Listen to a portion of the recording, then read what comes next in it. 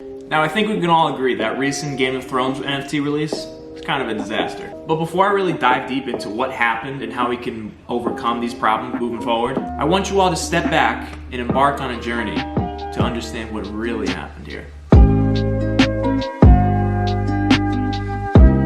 Game of Thrones has been around since April 2011, and I personally have watched every season probably 3 times when I was in college. Memorable events like the Red Wedding, Emilia Clarke, anything to do with the dragons, oh my god, especially when they turned into an ice dragon, that shit was so cool. The Battle of the Bastards, Emilia Clarke. All these things were able to captivate me and millions of other people into a world where knights, dragons, kings and queens were actually interesting to learn about. And we found ourselves wanting more and more and more content about it. It's probably due to the more morally gray of character arcs, you know, because it's not really talked about much within that space. It's always the noble knights and the fair kings and queens and blah blah blah. It's boring. But Game of Thrones was different. Rich storytelling and beautiful VFX made HBO over $265 million in profit from a live adaptation of George R.R. Martin's original book, Song of Ice and Fire. No wonder they made 8 seasons and a spin-off show of it. We got a little bit more context about Game of Thrones in general.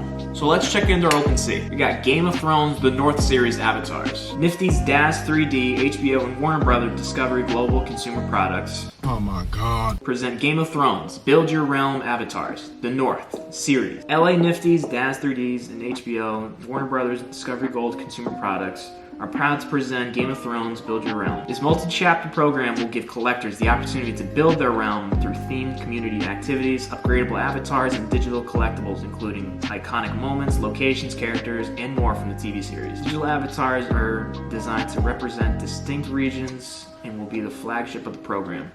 Fate will decide how your avatar enters the realm. Visit Nifties.com to start your journey through the 7 kingdoms. Then it brings you to their other Nifties collection page. Now, what does that really tell you about what to expect with this, right? You're starting a metaverse project on top of the 7,000 other projects that have gone under. Yeah, this has 6 ETH for total volume, 0.119 floor price as of right now, 0.0166 is the best offer, 39% are listed, 45 owners, and 83% unique owners. So yeah, even just scrolling down to see kind of the floor NFTs. What? Our first rare NFT, which is pretty cool just because it's a White Walker, but what's that, 66.66 Ethereum. Ridiculous. Then we get our boy.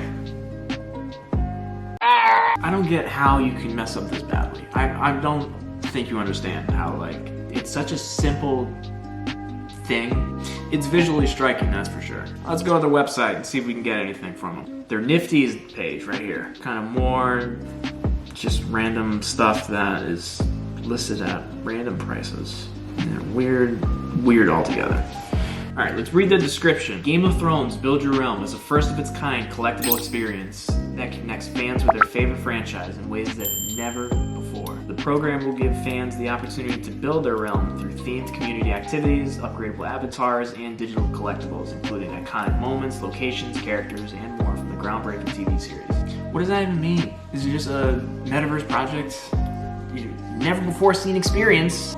The number one thing that I'm already seeing a lack of right now is content to actually teach people what they are actually talking about. What is it you're trying to do with this? Is it just a bullshit thing for a bullshit cash grab? It just looks like they're trying to cash in on the brand. Regardless of Warner Brothers releasing NFTs that are tied to the Game of Thrones brand, does this collection really represent the Game of Thrones that we've all known and loved for the past 10 plus years?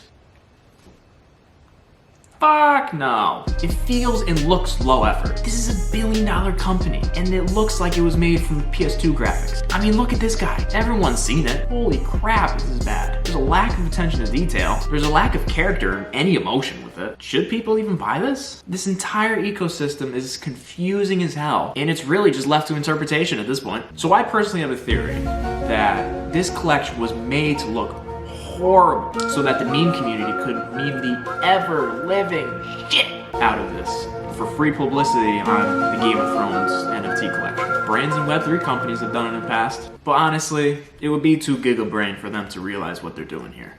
Case in point, Warner Brothers' first ever NFT collection was with The Matrix all the way back in 2021. I even tried to get it. If I could get a screenshot of it right now. I got so lucky to even get in such a high position, and then I got booted. The Matrix Resurrection Collections wasn't even just a pure NFT experience. It was simply marketing for their movie. If you're wanting to create a collection for a big enough franchise like the Matrix that is all built around waking up from the Matrix, you would think you would want to explore more of the world, the story building. You have so many great assets to pull from within this franchise, and what do? Make this crap? But its primary focus was just to market their next movie, which is a whole other story in of itself. Their whole drop from the marketing of this project to actually minting it and having people ready in anticipation for it was a whole big clusterfuck. People ended up breaking the server. I couldn't even get mine when I was in. It's a whole big thing. Warner Brothers could have done so much more if they actually paid attention and actually understood of what that segment of the market actually wanted from those NFTs. Do people really want avatars in a whole metaverse thing that's not even available today or even in the next couple years? It's a big cash grab. It's horrible. Here's how I would have fixed this if I was in charge of creating marketing assets for this. First thing I do the fucking research. I'd probably want to put attention to what my target audience actually values and actually gives a shit about. What would they even be interested in? What are they looking for with my brand? And what are their expectations with NFTs and what has happened in the past? Next, I'd break down the purpose of this collection that I'm working for and see where it aligns with the values and desires of my target audience. Then I'd identify a value proposition. This is so we don't get viewed like just another project. Now, all this strategy is essential for getting started, which is super important for creating smart and engaging content. And in this next video, I'm gonna share every single piece of content that you can create for your Web3 brand today, so you can build the level of impact that you're looking to create for your target audience. Bah!